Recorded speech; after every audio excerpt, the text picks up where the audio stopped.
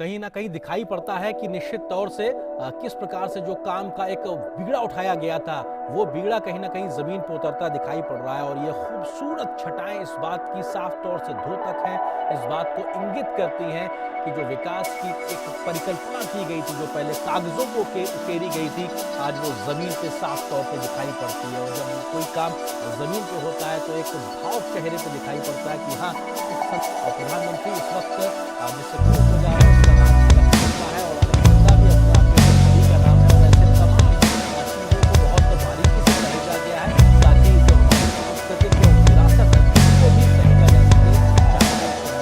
नाम रखने को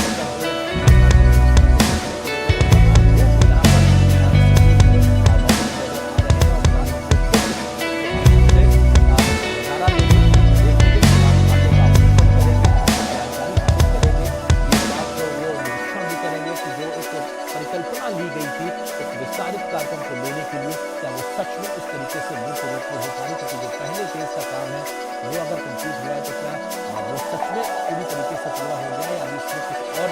काम बाकी है? इस प्रकार की तमाम जो बारीक से बारीक जानकारी है वो भी प्रधानमंत्री हासिल करते हैं। इस वक्त जो पुल का जो ऊपर का जो स्थल है वहाँ पर प्रधानमंत्री मौजूद हैं और अपने आप में प्रधानमंत्री के साथ उत्तर प्रदेश के मुख्यमंत्री योगी आदित्यनाथ जो बात की अपने देखा था वो तस्वीर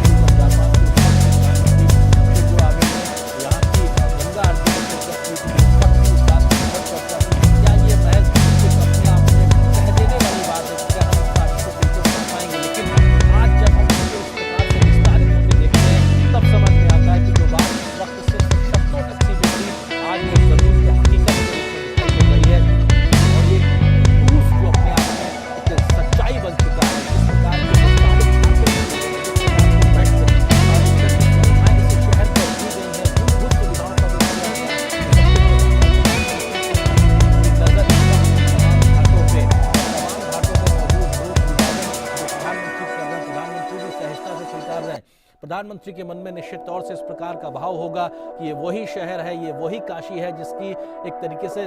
दुर्दशा शब्द भी शायद इस्तेमाल किया जा सकता है, जो 2014 से पहले थी। एक बिगड़ा उठाया था साफ सफाई का, स्वच्छता का, मां गंगा नदी को साफ करने का, इन घाटों को साफ सफाई के माध्यम से एक विश्व स्तर की सुविधाओं से लैस करने का।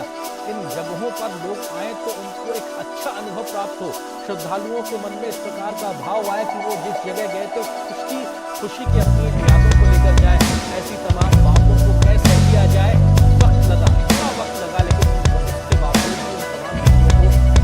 जमीन पे लाया गया। हजारों की संख्या में घाटों में जो बनारस के लोग हैं वो पहुंचे, प्रधानमंत्री का अभिवादन करने के लिए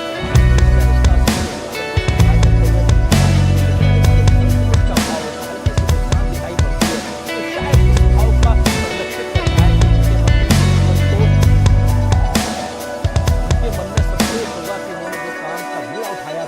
वो काफी हद तक एक साथ समागम के रूप में दिखाई देता है। इसलिए कहा जाता है कि नारायण ने भगवान शिव की इतनी बड़ी आराधना की,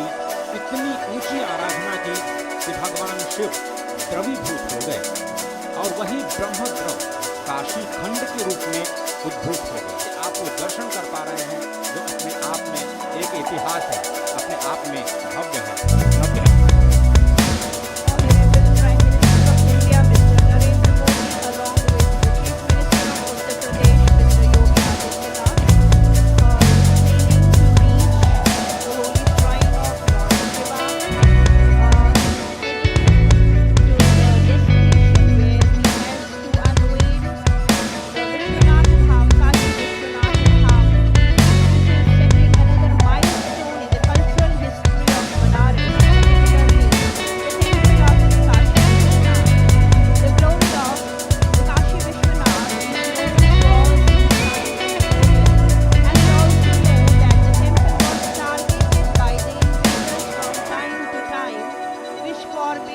proper structural existence until 1780,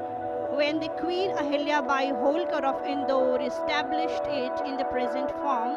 and Maharaja Ranjit Singh established it with a gold coating in the year 1835.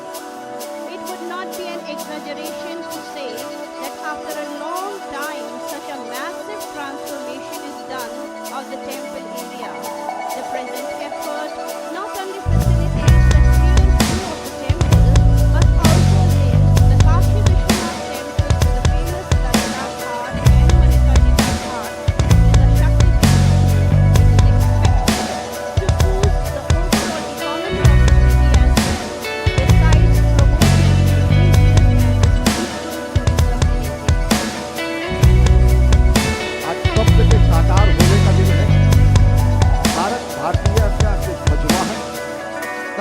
संस्कृति के संवाहक रूप में प्रधानमंत्री नरेंद्र मोदी इस समय मां गंगा की गोद में अलकनंदा के जरिए इस समय बाबा धाम के नव्य धाम का लोकार्पण हो रहा है। काशी की विशिष्टता यह है कि केवल अकेला ऐसा ज्योतिर्लिंग है जहाँ पर वाम भाग में माता पार्वती भी माता अन्नपूर्णा के रूप में विद्यमान है। और अब से कुछ ही दिनों पहले भगवान शंकर के गंगा से मिलन का आज तो दुनिया है, साथ ही साथ हरियाणा से आई माता अन्नपूर्णा की मूर्ति को भी परिसर में स्थापित किया गया है। तो आज का दिन इसलिए भी विशिष्ट है कि भगवान शंकर की जटाओं से मिली हुई गंगा जब गंगा सागर तक की यात्रा करती है तो यहीं पर वो बाबा के चरण पखारने के लिए उत्तरगामी होती है और उन अवरोधों को हटाकर आज मां गंगा बाबा विश्वनाथ का मिलन कराया संभव नहीं पता है। और ये भगीरथ कार्य था। इस तरीके से भगीरथ प्रयत्न के बाद माता गंगा का पृथ्वी पर अवतरण हुआ कि जटाओं से दूध के लिए सबसे श्यामला